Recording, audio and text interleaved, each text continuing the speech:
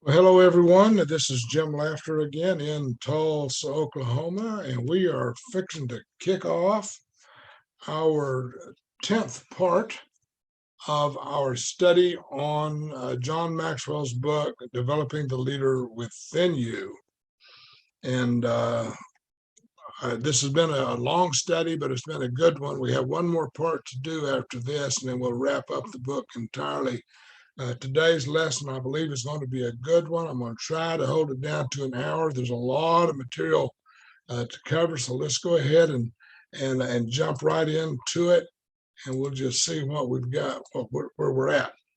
So, again, the book that we're talking about is John Maxwell's book, Developing the Leader Within You. Just one second here. I need to hide my controls so they won't be floating around in front of me and I can't see past them. So John Maxwell's book, Developing the Leader Within You. We have covered a lot in this book. And the one thing that we have absolutely determined is that everything rises and falls on leadership. If you've been following this study through the last several sessions, and this is our 10th session, 10th of 11, so if you've been following this all the way through here, then I know one thing for true, and that is that you are a leader. And it doesn't matter if you're just getting started out in your leadership positions or however you define it, or if you've been a leader of some kind for a generation. It doesn't matter, because whatever you do in business or any kind of commerce, everything rises and falls in leadership. This is true in business, and this is true in teaching. This is true in just anything that has to do with working and dealing with people, or even if just by yourself. To be successful in leadership, then you have to actually take control of yourself. We'll talk about some of that.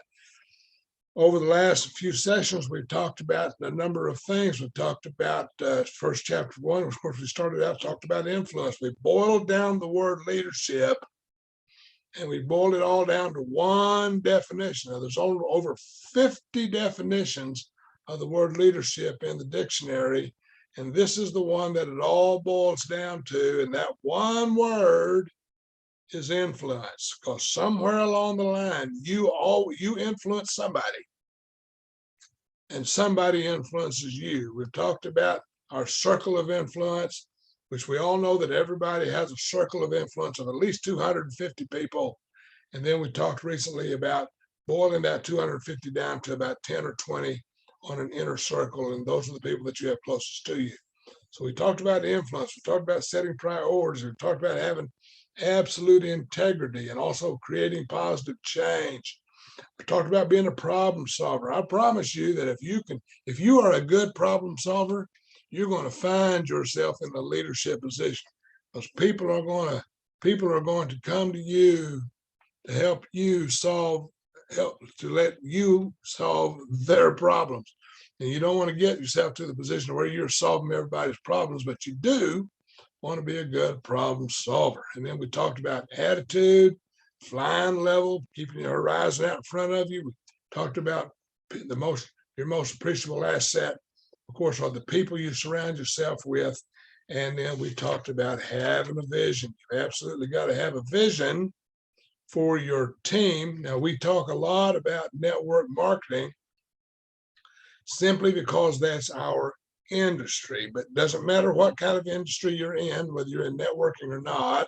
Doesn't matter if you own a department store or a roadside hot dog stand. It doesn't matter. You need to have a vision for where you are, but also to where you're going to go. And so we have a vision for that. So let's just jump right off into that. Let's talk about today's subject, because today's subject is self-discipline. We're going to talk about chapter 9, and that is self-discipline. And I'm going to tell you that the self-discipline just simply means that there's a price to pay. There's a price tag. Self-discipline is the price tag of leadership. If you are going to aspire to be a leader, you've got to be willing to pay the price. I don't necessarily mean a monetary value, but sometimes you've got to pay the price of yourself, of your time, all that sort of thing. And we're going to get into that. I want to lay a little bit of a foundation here. Self-discipline. According to the dictionary, self-discipline is a noun. It's a person, place, or a thing. It's something that you can actually grasp hold of. And the dictionary says that self-discipline is the ability to control one's feelings and overcome one's weaknesses. The ability to pursue what one thinks is right despite temptations to abandon it. Sometimes you're going to have people that you're going to run into that are going to try to discourage you in your dream and in what you want out of for your life. And I'm going to tell you, it takes self-discipline to tell your cousin or your uncle or your aunt or whoever, your mother, your grandma, that listen, I've got a dream and I'm disciplined enough to follow that dream. Some of the synonyms of self-discipline is self-control, be in control of yourself, self-mastery, restraint, self-restraint, willpower, firmness. So in your dream and in your goal to become a leader, you've got to have there's got to be a firmness about you, something that can't be shaken. You've got to have a purpose. You've got to be resolute. Sometimes it just takes a whole lot of moral fiber to say, this is who I am, and this is who I'm going to be, and nobody's going to get in my way, and nobody's going to talk me out of it. Sometimes you just got to be dogging this. Sometimes you got to be, I'm going to put one in there that's not in there. Sometimes you got to be just cotton picking, hard-headed. Sometimes you got to be determined. Sometimes you got to build up some tenacity to build up the self-discipline that's in you. You notice that I've highlighted the word self-control. I want to show you another word here. This is from my old friend Aristotle. Now, I talk a little bit about Aristotle and Plato and some of the old folks. Aristotle, of course, as you know, was a Greek philosopher, and Aristotle had this. There's this word in Greek that's called enkrasia. I think I'm saying it wrong. I think I'm saying it right. I hope I'm not saying it wrong. Enkrasia, and this is the word that Aristotle used, and you'll find this word in the New Testament Bible. Now, I don't care if you're religious or not. It doesn't matter to me if you're religious or not, but at least if you've got enough sense, you'll pay attention to the Greeks, because in the New Testament, the Greek, this is the word in the New Testament that is used for the word that translates into the term self-control. It's the root meaning, this word enkrasia, it's the root meaning is power over oneself or self-mastery. Self-control in its widest sense is mastery over our passions. Our passions are what we feel. Our passions are the things that drive us, and we have to have control over those things. If you're familiar with the New Testament at all, you're familiar with the 5th chapter of Galatians. And the 5th chapter of Galatians has a passage in it. It's like the 22nd, 23rd verse, those verses right in there. It talks about the fruit of the Spirit. The fruit of the Spirit is a single fruit of the Spirit, and some of the fruit of the Spirit is that you're familiar with them. They're joy, and they're love and joy and peace, patience, kindness, goodness, faithfulness, gentleness. And then here's this word enkrasia, and that word is self-control, or can be translated into temperance. So in Galatians 5, self-control is translated from that word, which means possessing power, strong, having mastery or possession of, to be in control of your passions. And this is what we're talking about here in this, and in the New Testament, that verse ends with this phrase, such thing, or against such things there is no law. So these are some things that are absolutely required of a person to develop self-discipline. Now, here's a fellow that you probably don't recognize. And I'm going to have to skip a lot of my notes because I can already feel myself babbling. But this is a guy that you probably don't recognize unless you took English literature or something like that in college. This is a guy named Edwin Markham. Now, when you look at these dates, 1923 to 1931, you should be able to tell by the picture that this is not this fellow's age. Because if he was, he's an 8-year-old with a beard and a mustache and white hair. And I just don't think that's the way it is. But Edward Markham was an American poet. And from 1923 to 1931, he was a poet laureate of Oregon. And he was a wise guy, and he was a leader, and he was able to articulate in words what it means to be a leader. And I want to share those words with you just for a second. He says, we are blind until we see that in the human plan, nothing is worth the making if it does not make the man. Does that make sense to you? We are blind until we see that in the human plan, nothing is worth the making if it does not make the man. Why build these cities glorious if man unbuilded goes? In vain we build the world unless the builder also grows. So in self-discipline, we're building ourselves. We are becoming more than we are. And it takes self-discipline to set for yourself a goal and a life plan and a mission or whatever you want to call it, and stay with it. Here's another fellow that you're probably familiar with. I hope you're familiar with, but D.L. Moody. D.L. Moody was an American evangelist, 18th century evangelist. He preached all over the country. He carried the gospel of Jesus Christ to all parts of the country.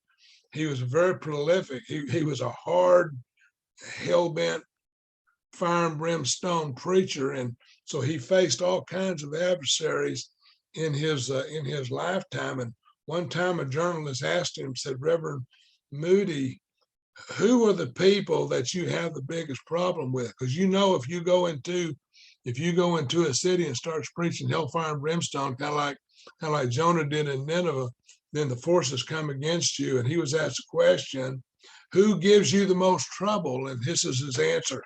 He said, I've had more trouble with D.L. Moody than any other man alive. In other words, I'm my own biggest problem. And so are you.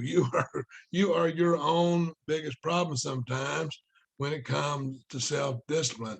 We all recognize Jack Paar. If you don't, you're not old enough.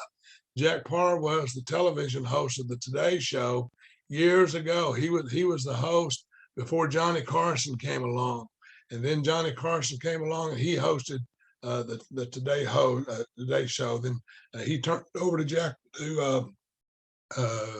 Jay Leno, and Jay Leno turned it over to Conan O'Brien. Conan O'Brien turned it over to the guy that's on there now, Jimmy Fallon. But Jack Paar laid the foundation for the Today Show. And when he was talking about self-discipline, this is what he said. He said, looking back, my life seems to be one long obstacle course with me as the chief obstacle. If anything stands in my way, it's me. I've run the obstacle course when I was in the military, never enjoyed it. I didn't like swinging on the rope. I didn't like falling in the water. I didn't like crawling under the wire. I didn't like that. The thing about it is I could run it, and I successfully ran it. But the biggest problem I've ever had in my life, the person who causes me more pain than anything else, is me. The guy who The guy who I have to discipline is me. Here's somebody else that you should recognize. This is the fella that wrote this book. John Maxwell wrote this book and a bunch of other books. And here's what he says about self-discipline. He says, if I could kick the person responsible for most of my troubles, I wouldn't be able to sit down for weeks. if I had to kick my own rear end for the troubles that I caused me, I wouldn't be able to sit down for a week either. Because I'm the guy that gets in my way more than anybody else. I'm just going to keep moving. Let me read you a truism out of the book. It says, it is true, when you do the things you ought to do, when you ought to do them, the day will come when you do the things you want to do, when you want to do them. Hard work is the accumulation of the easy things you didn't do when you should have. We are in an industry in network marketing. We are in an industry that is so simple, that is so easy to do, that is so one step, two step, three step, four step, that is so simple that we complicate it out of control, to where we try to make it so difficult to do the easy things. And I'm going to tell you that it takes self-discipline to find the system that works and work that system. Start small. What you are going to be tomorrow, you are becoming today. If you're going to be lazy tomorrow, you've already got a good start on it, because you're being lazy today. Now, you're on this call and watching this Zoom because you've got a desire to be better than you are. So you're going to be better tomorrow because you're doing something about it today.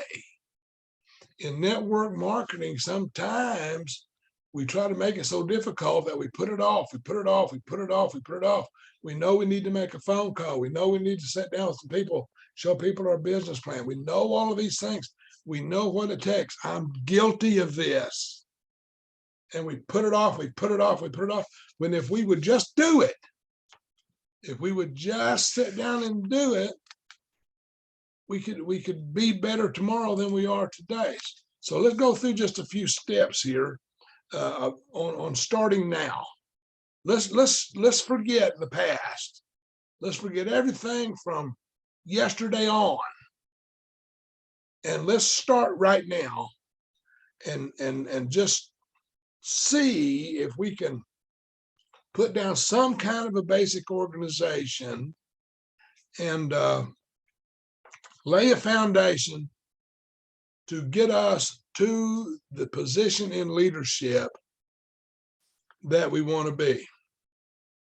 All worthwhile men, according to John Hancock Field, he said, all worthwhile men have good thoughts, good ideas, good intentions, but precious few of them ever translate those into actions. People have a great idea. Tell you what, when you start out in network marketing, everybody who starts out in network marketing, they see something they've never seen before. They see a way that they can get out of the humdrum and off of the old dead end rut that they've been living in, and they see a way, a light at the end of the tunnel, that they can make a difference, change the financial or either the financial status, or get some time freedom, whatever it is that they need, get out of debt, send the kids to college, whatever their why is. And people look at your network marketing plan and they'll say, okay, this is something that I could do. And they get that dream, they get that thing flashed out in front of them. And then for some reason, it's only a very small percentage of the people who ever translate that idea into action. Great leaders never set themselves above their followers except in carrying out responsibilities. So what you're going to do is you're going to have people going to come into your business and they're going to tell you their dream. They're going to tell you their why. The reason I know that is because we ask people for their why. And then it's our responsibility as the leader to lead them down the path that it's going to take for them to fulfill their why. Abraham Lincoln said, I will get ready and then perhaps my chance will come. Abraham Lincoln, who lost several elections before ever elected to any kind of an office. He was an old backwoodsman. They deemed him to be ignorant, although he wasn't. He wasn't overly educated, but he wasn't totally ignorant. But he knew that if he prepared himself, his chance would come. And this is what these studies are all about, is preparing yourself. So let's look at some of these steps. I don't want to go into a great deal of explanation about them. If you want the full skinny on this book, brother, you need to buy it. You need to buy it and read it. Get into it. Pay some attention to it. Outline it for yourself. Get you some markers. Mark it up. Make notes. Whatever it takes to get it down inside of you. So let's just look at some of these steps here. First thing is set your priorities. Set priorities. Where do you want to go? What do you want? Set your priorities. Two things are difficult to get people to do. The first thing is to do things in the order of importance. And the second is to continue doing those things in their order of importance. So set your priorities. You know, if you know that in your business, you have to acquire customers or sell your product or whatever it is, and you know you've got to call people, then don't set your priority as filing away paperwork, number one.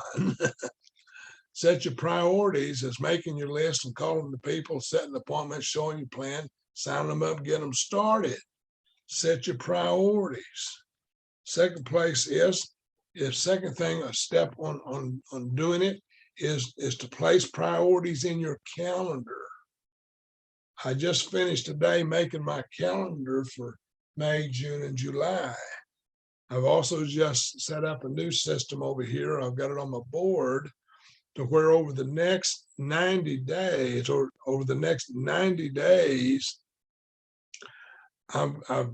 I've set a goal for myself to show at least 100 people my business model.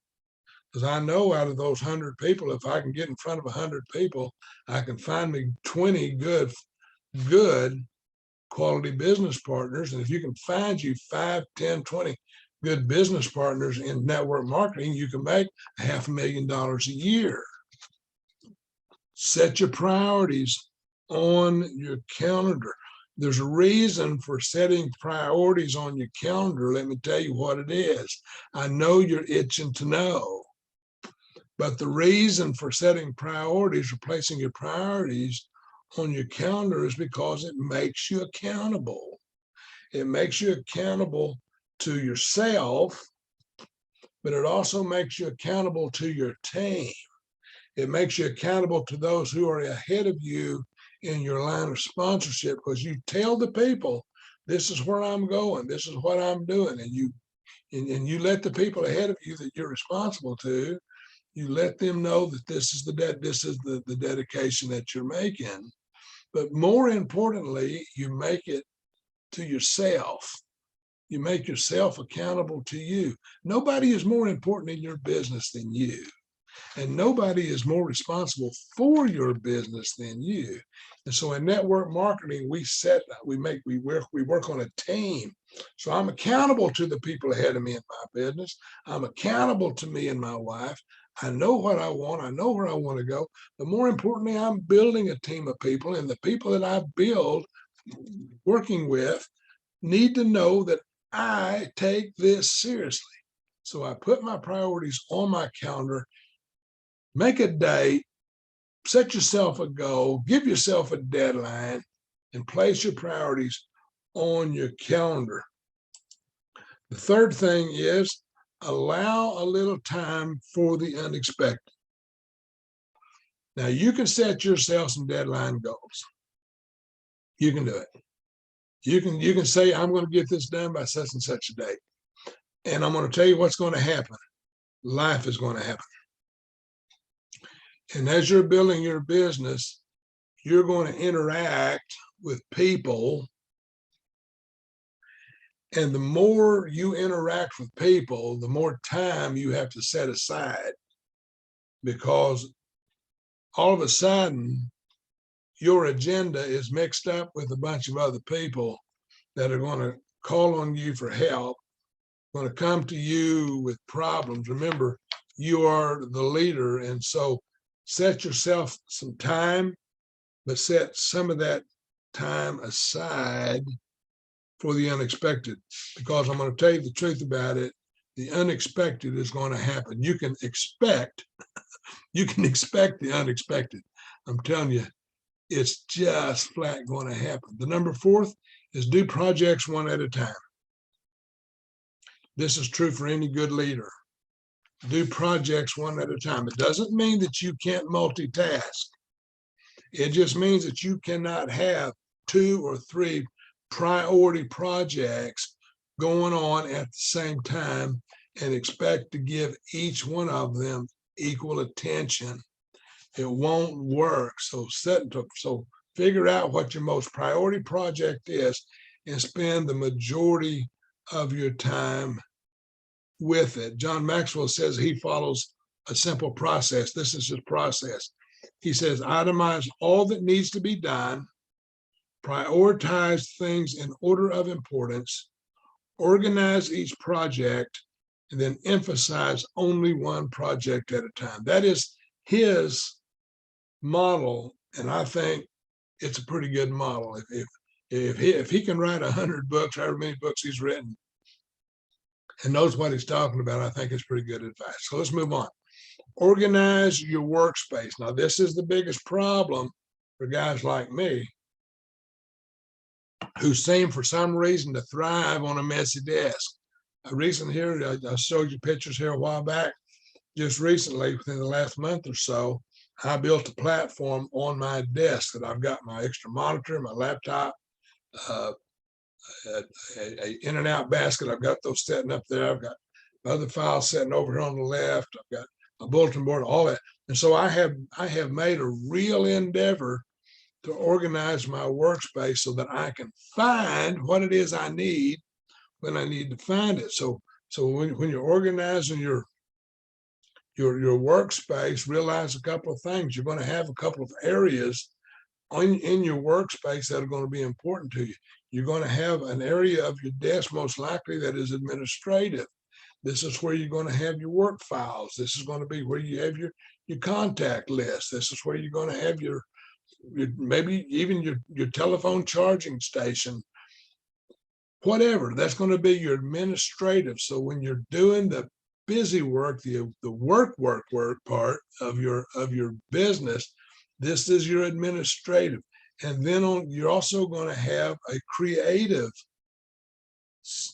side to your business, because a lot of network marketing is creative. This is where we talk to people about dreams. This is where we talk to people about setting goals. This is where we talk to people about all kinds of stuff.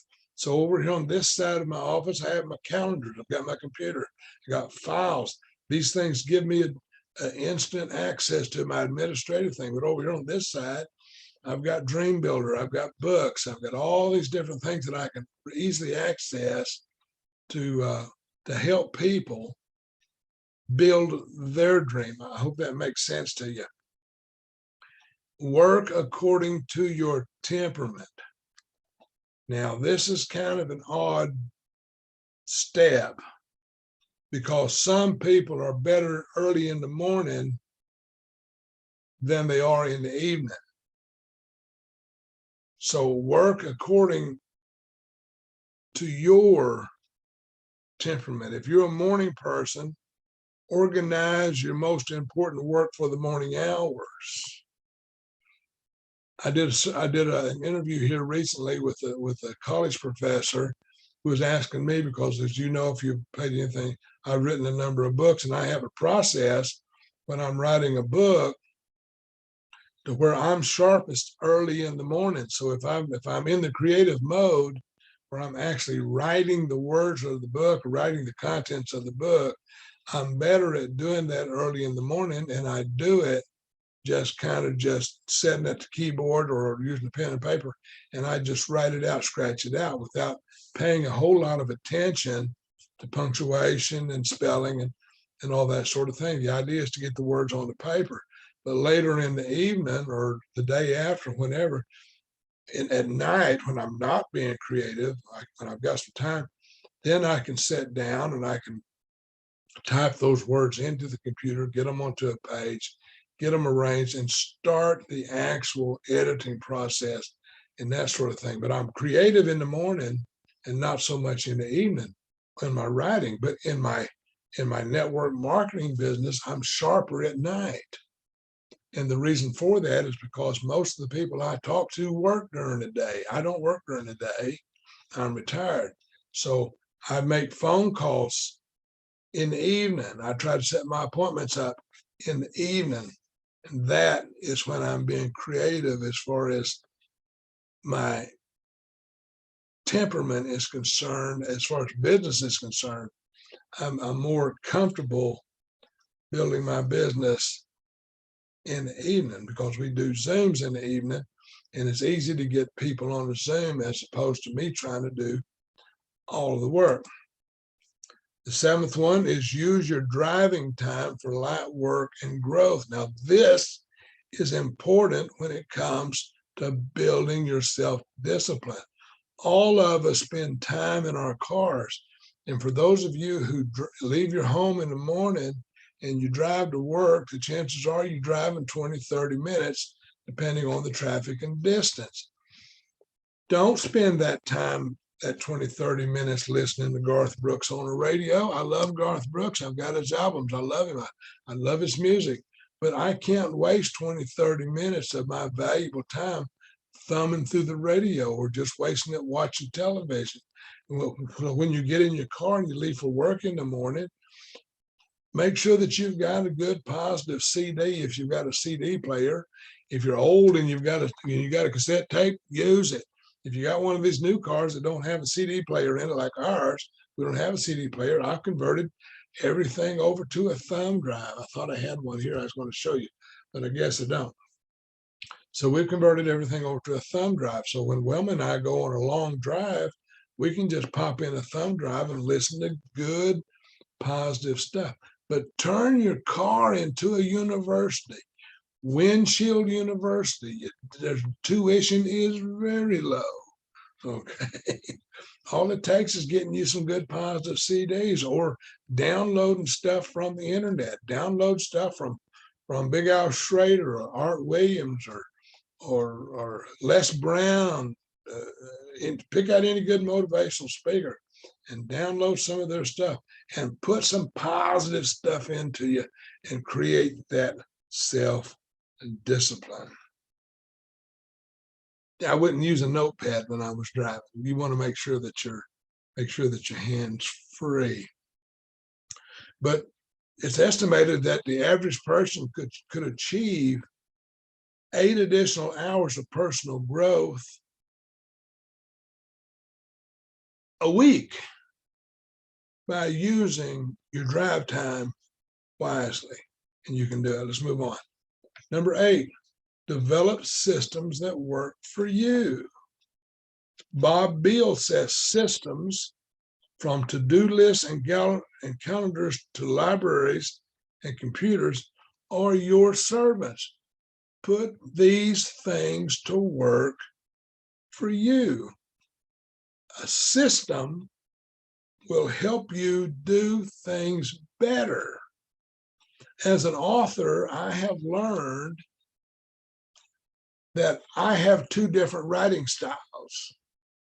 If I'm doing a book that has a lot of facts and figures in it, or it requires absolute accuracy, then I know that I have to write an outline for that book so that I can stay on course and get my facts and figures right, so forth and so on.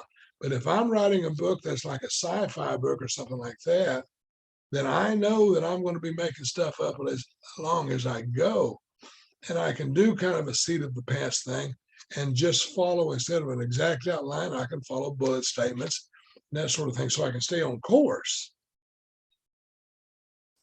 But it's not as exact as it is if it's something that's absolutely necessary, that it has to be absolutely right. So develop a system.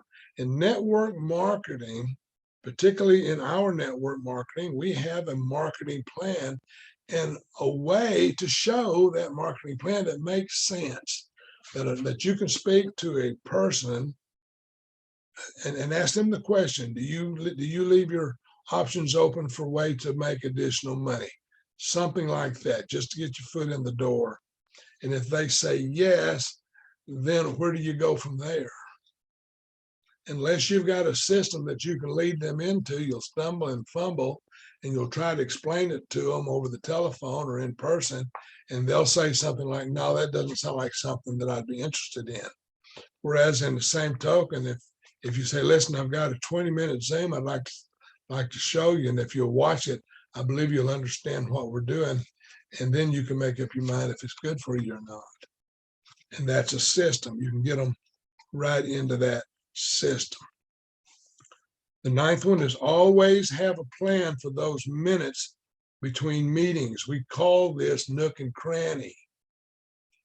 So even though you may be working a full-time job, an 8 to 10-hour day, sometime during that day, particularly if you're in network marketing, sometimes during that day, you're going to get a break. You're going to get a couple of 15, 20-minute breaks.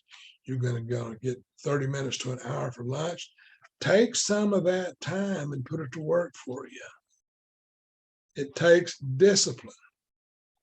It takes self-discipline to make calls on your break time. Keep your list of contacts with you.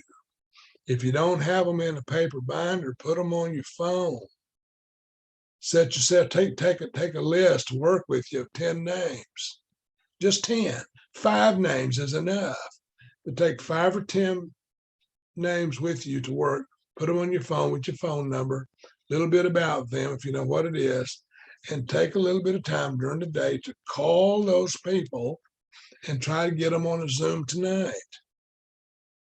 If you can call 10 people and get 3 or 4 of them on a Zoom tonight, you won't be working at that job very long, because you're going to build yourself a business with a residual income that's going to put you out of work.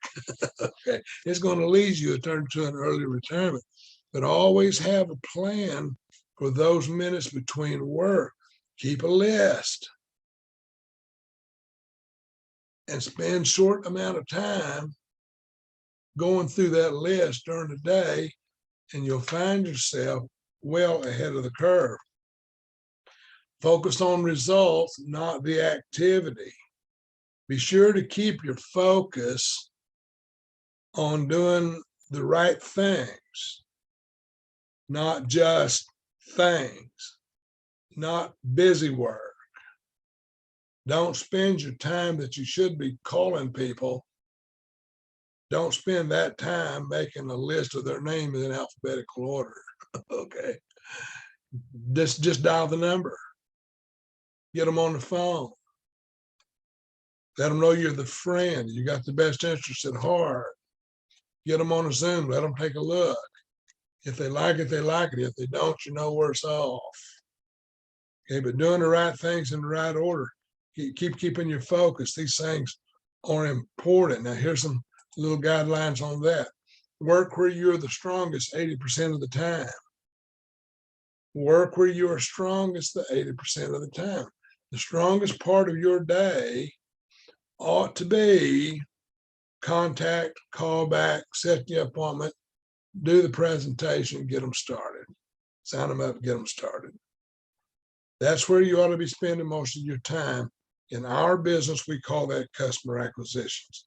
We need to be spending a majority of our time trying to acquire new customers for our business. And of course, you're going to do some team building in there, so forth and so on. Work where you are leaning or work where you want to 15% of the time. There's some things that you're going to be comfortable doing that you know you want to do them, but don't spend your whole day organizing your list. Don't spend your whole day making a list. Now, you can spend some time making it, but don't spend your whole day trying to think, well, who do I know and who do I don't know? You know who you know, write them down and move on. Work on reading. Get you a good book. Spend 20 minutes a day, 20, 30 minutes a day, how much time you've got, and read some of that good book. When I'm talking about making calls in nooks and crannies, use some of that time to get into a book. Take one of your breaks, take one of your 15, 20-minute breaks. Don't get on the phone, get into a book and feed the old noodle up here, because that's what's important. And then the other 5% of the time, work where you're weak. And you'll know where that is. You know where you have challenges. Get with your upline, get with people who are doing what you want to do, and see if you can work that out. Now, here we go. Let's move on. Welcome responsibility. The book talks a lot about responsibility, especially when we're in the context of self-discipline. You are responsible to you, and you are responsible to your team. But nobody is going to build your business for you. Nobody is going to jump out and say, Jim Laughter, I'm going to build your business for you. You sit back and enjoy the income. It's not going to happen. So welcome responsibility. Winston Churchill said the price of greatness is responsibility. The price, remember the price tags? The price of greatness, switch that over to leadership, is responsibility. You are responsible for whatever you're going to do. You are responsible. Nobody else. Be responsible for who you are. Take your personal growth in hand and take absolute responsibility for your growth. It's up to you to read the books. It's up to you to go to events. If you're building a network marketing business and you're not going to events and being around like-minded people who have the same kind of dream that you are, you're not a leader. You've got to be responsible for who you are. A psychologist visited a prison and asked various inmates, why are you here? They answered various answers. One of them said, I was framed. The other one said, they ganged up on me. One said, it's a case of mistaken identity. The other one said, it wasn't me. It was somebody else. But none of them was guilty. None of them took the responsibility for what they had committed to get them into the prison where they needed to be. Abraham Lincoln's favorite story had a favorite story about a man who murdered both his parents, and then when his sentence was about to pronounce, pleaded for mercy on the grounds that he was an orphan. So he killed both of his parents. And then when he went to court, he claimed that the reason he did it was because he was an orphan. That's neither here nor there. Be responsible for who you are. Be responsible for what you do. It is rare to find a person who will be responsible, who will follow through correctly and finish the job.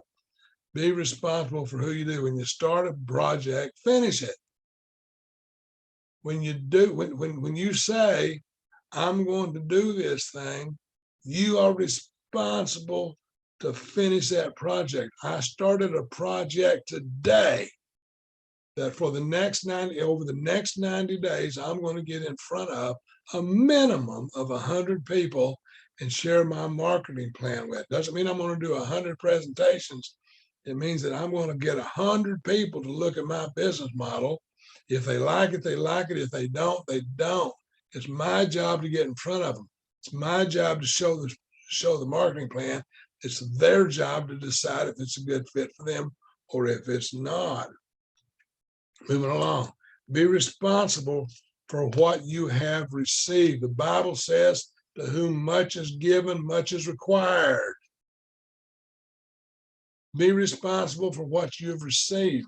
If you've been invited to get involved in a great network marketing business such as the one that we're in, I wish I could tell you what it is, but our company prohibits it. If you want to know, send me a text, give me a call. I promise you I can show you something that will absolutely change your life. But be responsible for what you receive.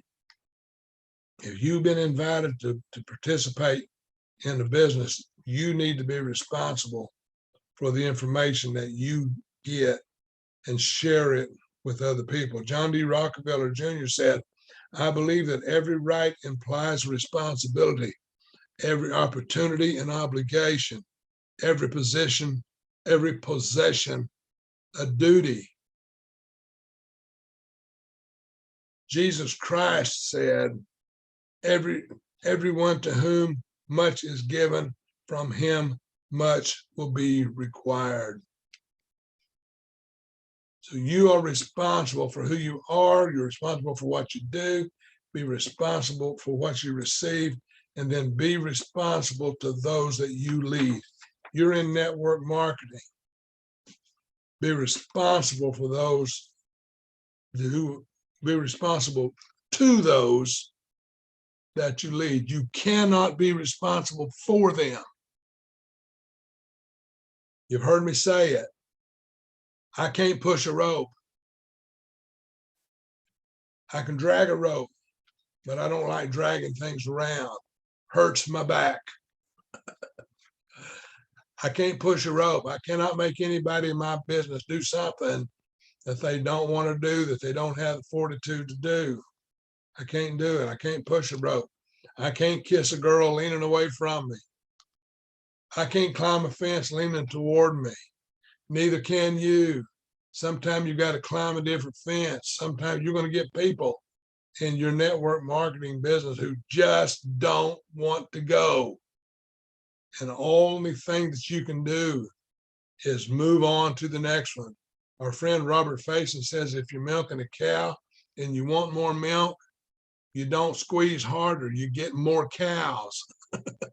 It's the same way with network marketing. Be responsible to those you lead. Let the people in your group know, and I do this all the time, let people in your group know that you are there for them. You will do anything that you can do for them.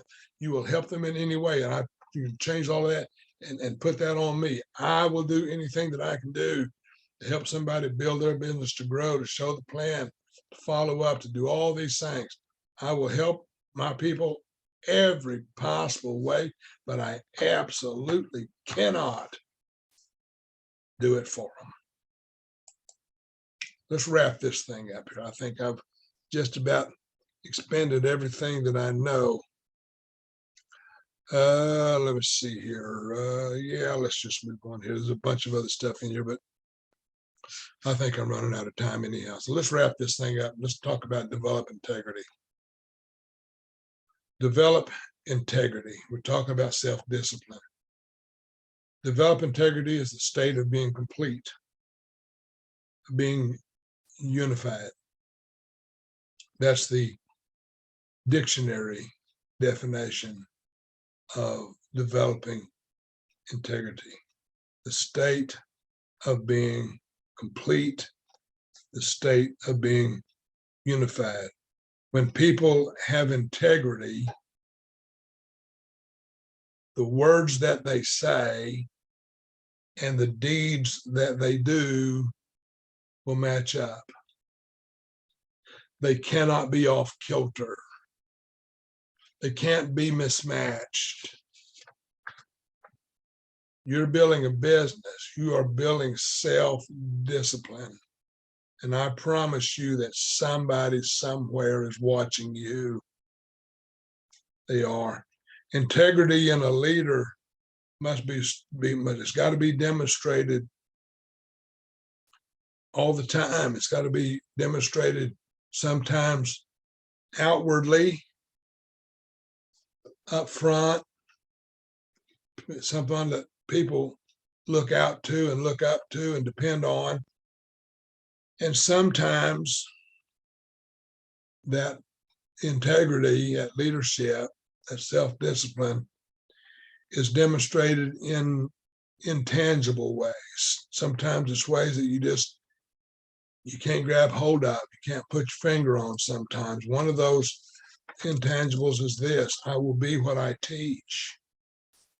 I will be what I teach.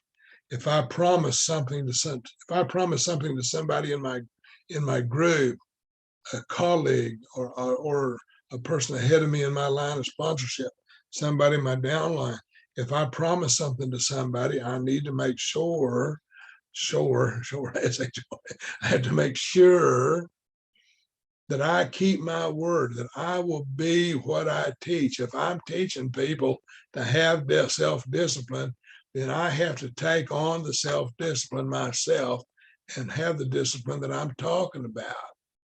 It's like a preacher who preaches going to church and he never goes to church. I'm moving away from there. I will do what I say. I think I just covered that a little bit, but do what you say. If you say you're going to do something, for crying out loud, do it. If you tell me you're going to build your business, build it. Don't depend on me to do it for you, because it's not going to happen. Do what you say. This is all part of leadership. This is all part of self-discipline. We're talking about the price tag of leadership. And the price tag of leadership is self-discipline. Third, I will be honest with others. I will be honest. There's nothing difficult about being honest. You know in your own soul when you do something dishonest. I do, and I chastise myself sometimes when I do something dishonest. And I'm not a crook. I don't cheat at poker. I try not to run stop signs, okay? But I know whenever I've done something that's not above board and it haunts me, and I have to go back and make it right. So make it yourself. Say to yourself, I will be honest with other people. I will be what I teach. I will do what I say. I will be honest with others, and I will put what is best for others ahead of what's best for me. I will put what is best for my team ahead of what's best for me. Now, I'm going to tell you, if you keep your team, the needs of your team forefront and work in your business to make your team better, everything about you is going to be better. But if you're just focused on you, your team is never going to grow to what you want it to be, and your lifestyle is never going to change, and your self-discipline is never going to develop. The fifth one is, I will be transparent and vulnerable. Long time ago, I realized something working with people, that I have two choices. I can close my arms and just be selfish. Or I can open my arms and receive from the people that are around me. I can be strong or I can be weak. It's entirely up to me. It's entirely up to you. If I lock myself up, maybe I won't get hurt. Maybe I can stay in my own little cocoon. So can you. If you open up, allow people into your lives, you might get hurt. You might. It's all part of life. People are going to disappoint you. People that you thought would do great in your business are not going to do anything. They're going to have excuses. It's going to be one excuse after the other all the time. You can take the chance. You can lock it. You can fold up, not do anything. You'll be safe. Or you can open your arms and let people in. One final thought, and then we're done. There are two paths that people can take. They can pay now and play later, or just not play at all. So pay now in your building of your self-discipline. There's a price tag. You're going to have to pay the price. So go ahead and take it upon yourself to pay now. Read the books. Learn the system. Go to the events. Be open with people. Make yourself vulnerable. Make yourself available. Pay the price now. And you will find people along that path that will make you better than you are. And then you'll be able to say, okay, now I am where I want to be. I think that is pretty much my notes. I've got a whole bunch of other stuff here that I was going to cover, but I think that is just about enough. Yeah, I'm sure it is. In our next session, we're going to finish the book in our next session. I encourage you to go back and watch all of the sessions that we've done to date so that you'll be prepared for the next session, because the next session we're going to wrap up by talking about staff development. Now, in network marketing, we do not have a staff. I don't hire employees. I don't fire employees. I take people into my business and I build a team. So I made this team development. And how you develop your team is the most important lesson of leadership, because I'm going to tell you what, your team is going to become what you are. All right, let me just get back over here where I need to be. And let me see. Oh, I know what, I forgot to do this part right here. Just a second.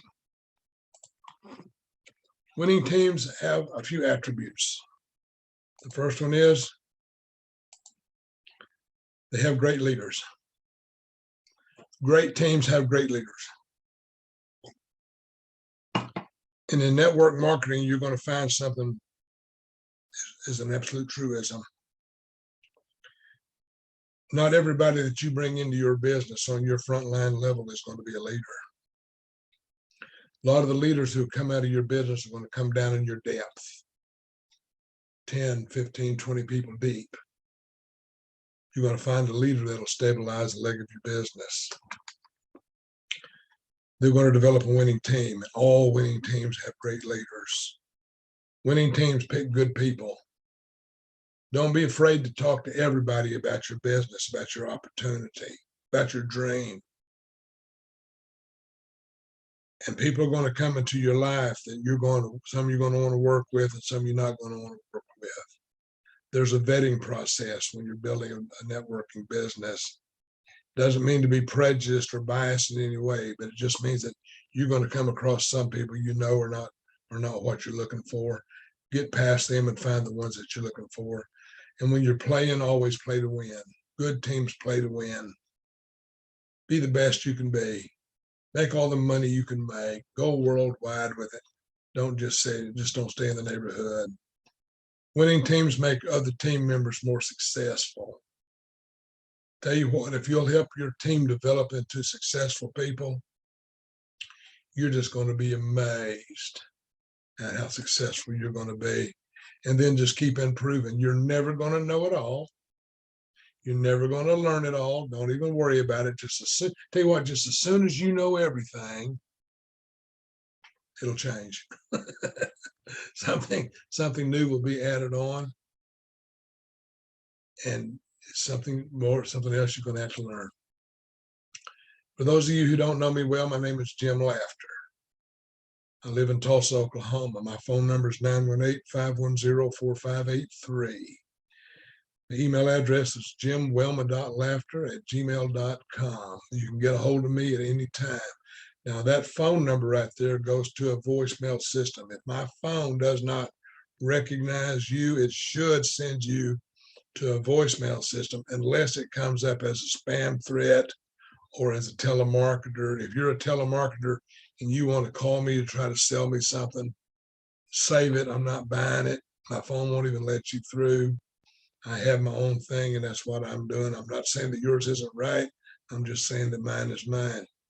But I would recommend, if you're going to call me, or if you call me and don't get the voicemail, shoot me a text and let me know your name and phone number. When you best time to get a hold of you, I'll assure you I'll call you back. Now, I get a lot of calls, I get a lot of texts, so I may not call you back in the first few minutes, but I'll get back to you.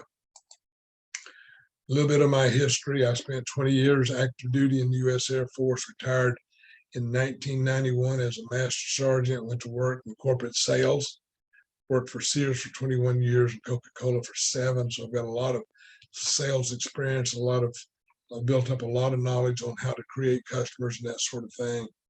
My wife and I'm married to my sweet Wilma here. We've been married for for over 50 years, coming up on 51 in September. We've got 3 marvelous sons, just the best in the world. I've said it before, I wouldn't trade them for anything in the world, except for maybe a new truck. But other than that, I will hang on to them. But we've got 3 wonderful children. We've got 5 grandchildren that are just out of this world, of the best. Wouldn't trade them. I wouldn't trade them for anything, even for a new truck. I'll just tell you that.